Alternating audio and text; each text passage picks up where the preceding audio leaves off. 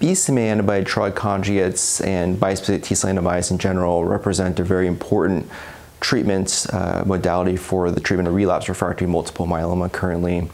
And they're important because they target triple-class refractory multiple myeloma in an off-the-shelf format. So immediately they're basically immediately available for dosing for patients who need the treatment right away.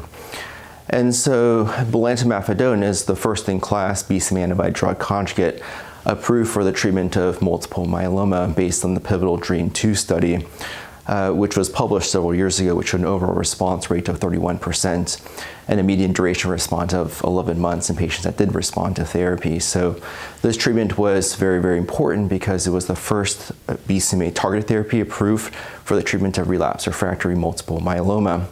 And what's nice about Belantamab mafodotin is that there's no risk for any CRS or cytokine release syndrome, so it can potentially be a therapeutic option for elderly, frail patients.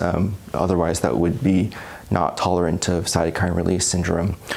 One potential disadvantage that we see frequently with Belantamab mafodotin is the risk of keratopathy or ocular toxicity. And so there's been a lot of work being done over the last 2 to 3 years looking at different dosing schedules or different dosing frequencies and different combination partners to really optimize the efficacy and improve the safety profile of the drug, which some of them have been promising so far. So bispecific T-cell antibodies also present a very, very important treatment approach for the treatment of relapsed refractory multiple myeloma that's currently in development. And there's a number of BCMA bispecific T-cell antibodies currently in clinical development, including Teclistamab, Elranatamab, Alnuctamab, Regeneron 5458, and ABB383, to name a few. And there's been a number of updates on phase 1 and phase 2 studies related to these agents, which show very encouraging overall response rates of approximately 60 to 70% with these agents, and in some cases with more mature data such as Teclistamab, encouraging duration of response and progression-free survival.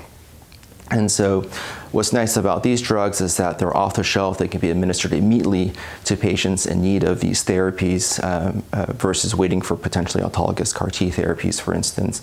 CRS or cytokine release syndrome is common, but high-grade CRS is rare. Neurotoxicity is rare with these agents, so they have a fairly reasonable safety profile when it comes to CRS and neurotoxicity.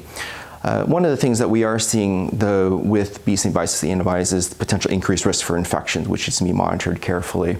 And so there is increased risk for potentially opportunistic infections such as CMV, PJP pneumonia, for instance. And so when giving these drugs, it's just very, very important to be very aggressive with infection prophylaxis. And so the first BCMA bispecific T-cell antibody was approved in Europe a couple months ago in August with Teclistamab, and we do anticipate potential approval hopefully later on soon in the US and potentially with some of these other agents currently in development as well.